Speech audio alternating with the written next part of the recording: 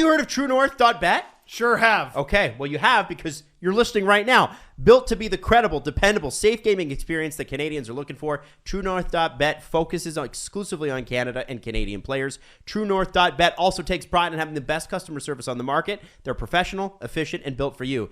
You should do this. Visit TrueNorth.bet/STPN. Check it out. My question to you is, and it's time that we start talking about it because we're 2 weeks out. Who do you want? Well, they're going to get Tampa. Well, they are. They could.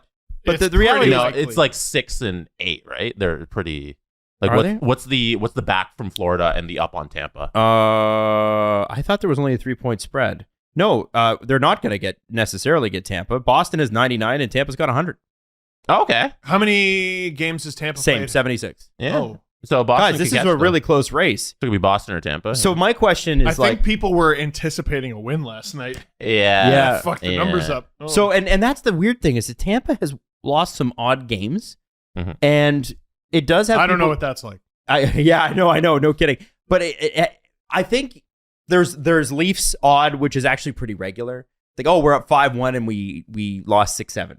Or we're not going to try tonight versus Buffalo. Yeah. Whereas Tampa, it's like these guys for 2, 3, 4 years have been a machine. Whether or not they found the success in the playoffs, they've been a machine in the regular season.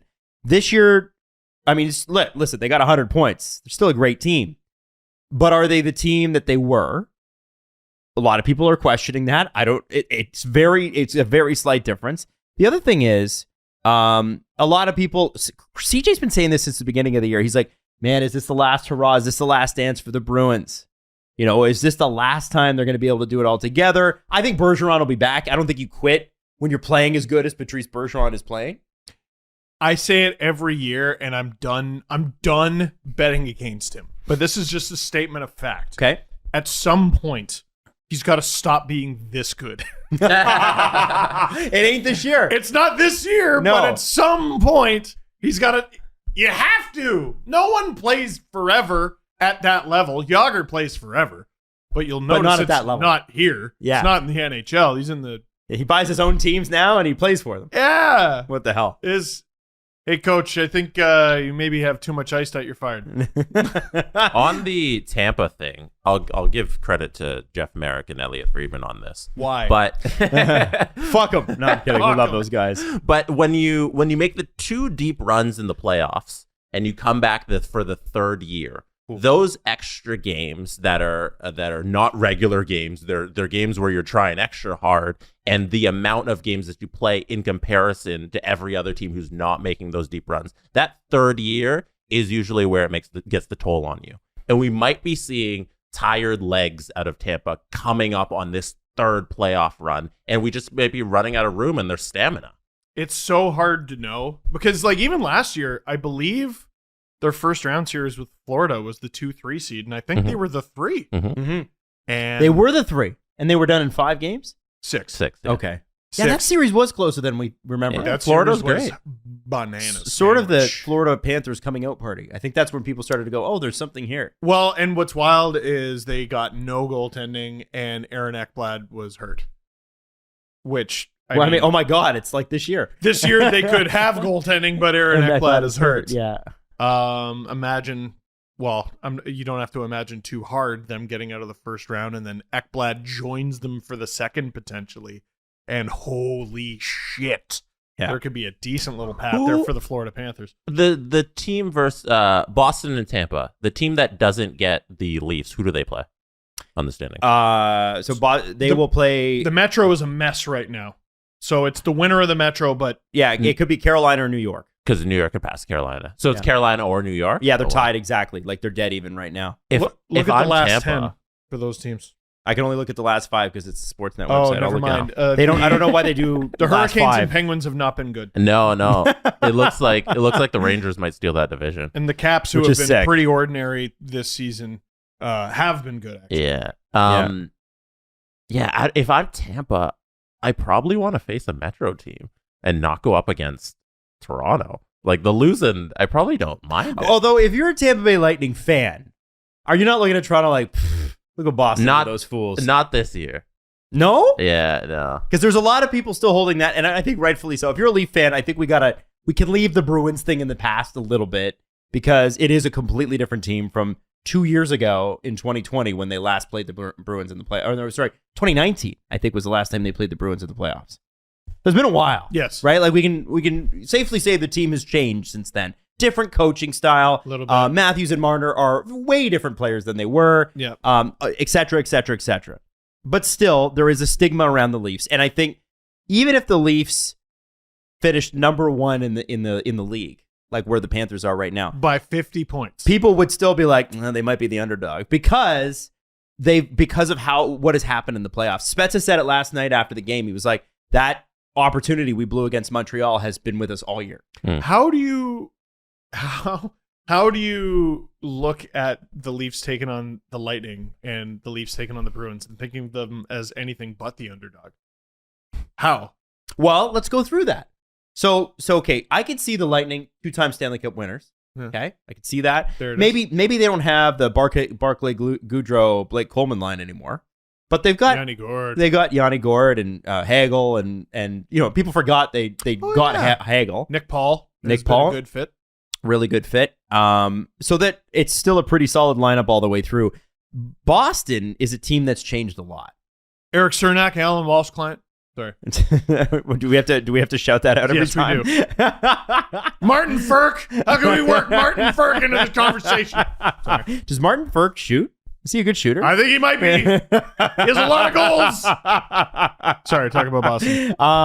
The line. Look at the line combinations here. You've got Marchand, Bergeron, and Jake DeBrusk right now because I believe is Pasternak not out with an injury?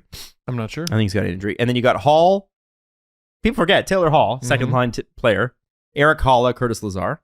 Big omission for the Bruins that people underrate is David Krejci not being with the team. He is not with the team, but Charlie Coyle was a hell of a pickup a few years ago, right before that Leafs series for a third-round pick? It wasn't a lot. Good player, good fit. Good fit. Ryan Donato, I think, was in that deal. Nick Foligno was on the team on the fourth line as well. Man, we played a first and two fourths for now a guy who was a fourth liner. That's rough. Trent Frederick. You need your back. This is the line. Trent Frederick, Charlie Coyle, Craig Smith. And it's not because this line is overly insanely good, but it's one of those lines that in the playoffs, you're going to go, fuck. It's very I'm exhausted. Yeah, Trent Frederick's a great hockey player. Yeah, I really like him. I'm waiting for his big breakout season points-wise. Craig Smith, analytics god, and Charlie Coyle, just big dude who wears a B on his chest, which is something Boston loves. Local boy, pretty sure. They get great goaltending. So, if they start Ullmark and he goes down, you get Swayman, who that might even be worse. Yeah. Or they could start Swayman and then you go to Ullmark and there's no rest Right. there. There's no I'm gonna go for that weak spot. Not really. They don't really have one. The major difference I think is on defense. No more Chara. No more. Who's the other guy that Islanders don't have him either. He's not Chara anymore. Who's the guy who went to St. Louis? He went to St. Louis. Who was the guy? Krug. Thank you, Torrey Krug. But you do have Grzelcyk and McAvoy. I'm trying to Stop snapping. I'm snapping and I'm like, guys, what's the name? And you guys are like, I'm not even listening. I'm gonna keep going with my We're conversation. looking at the daily face-off. So obviously still strong but different. The way that Krug moved the puck and the way that, frankly, Zdeno Chara was allowed to just assault people. I mean, in the last couple of series, it really did make a difference. It did. Poor guy has never committed an infraction in his life.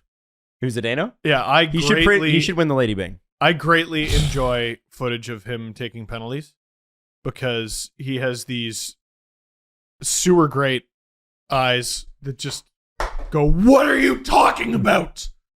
What do you mean I'm not allowed to perform dentistry with the shaft of my stick? No, Zdeno, that's never been allowed. We've just been too afraid to tell you. But now we can at least confidently assume you won't be able to catch us. Right. If you do, we're dead, but you won't be able to catch us. So we call the penalty and then we run. That's how it works. Anyway, Chara comes up anyway, rent-free. But there, I said it for you. I worry more about the Lightning. Do you? Yeah. I mean, they're the back-to-back champs. Yeah. How do you not? But you did mention, Jesse, the 32 thoughts. Fuck those guys. You mentioned 32 fucks. 32 fucks. Yeah. The tired legs thing, I think, is definitely a thing. When you play that many playoff games, it takes a toll on you. But I look at Andrei Vasilevsky and I say, hey, there's a guy who can win 4 games. There's a guy with enormous pads. I look at I look at Victor Hedman. There's a guy with humongous fucking pads. Victor Hedman, Steven Stamkos, Nikita Kucherov. There's too many game breakers on Tampa that I'd be like, you know what? Leafs will get it next year. And this, I want this. Boston. So Victor Hedman and Jan Rutta, Alan Walsh-Klein. But what still pisses me off about Tampa, are we making that a thing, by the way, is Alan Walsh-Klein? We probably should. Also, I think I might have been, unless he's got Rutta and Cernak. What an age. He might, well, Rutta for sure. Hedman, McDonough, and Sergachev is still a third pairing defenseman for them. Man, fuck them. Like, and look at this. This is the thing, man. It's not just their third line, Killorn, Cirelli, and Hagel. This fourth line, as much as it was sort of funny when the Leafs played Patrick Maroon and he was just, yelling at the ceiling as he does sometimes. Maroon, Bellemare, and Corey Perry.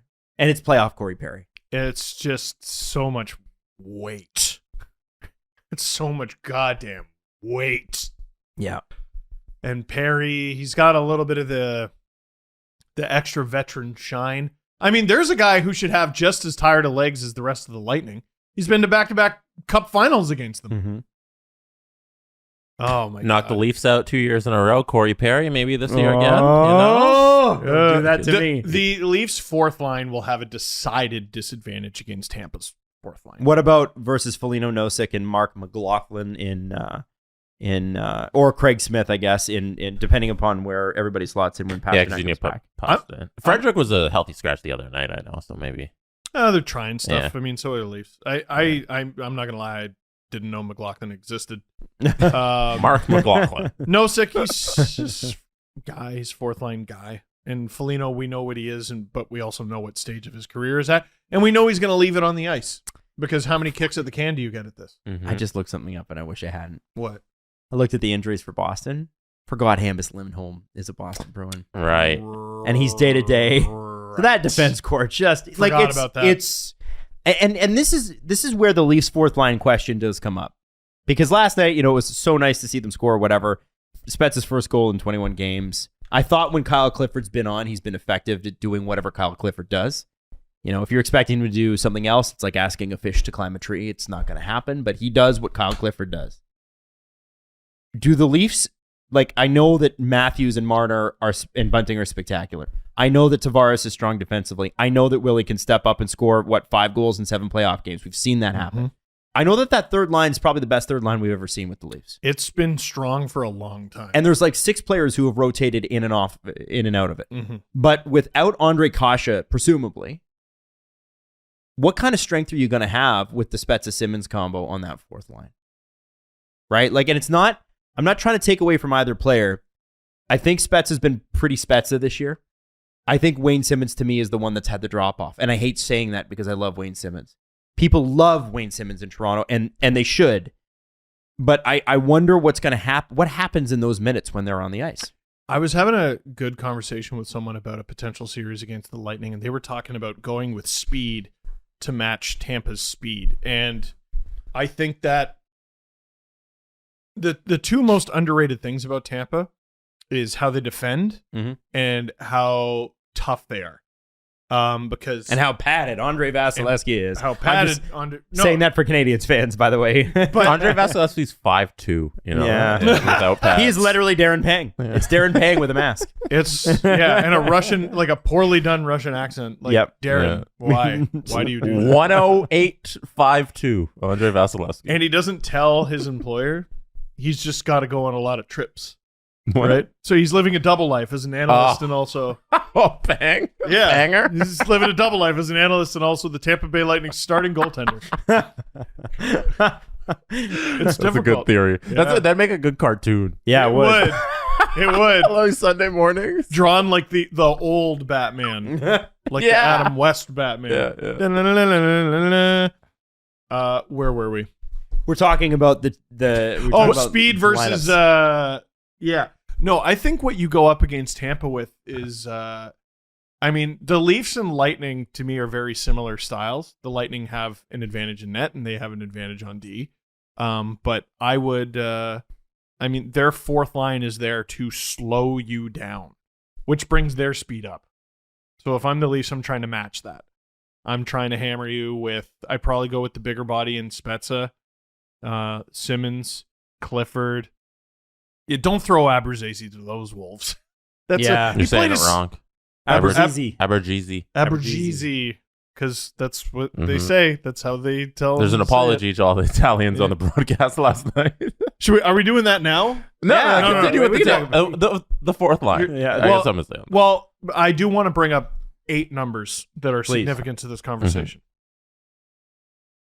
842, 913, 846, 857, 946, 966, 769, 871.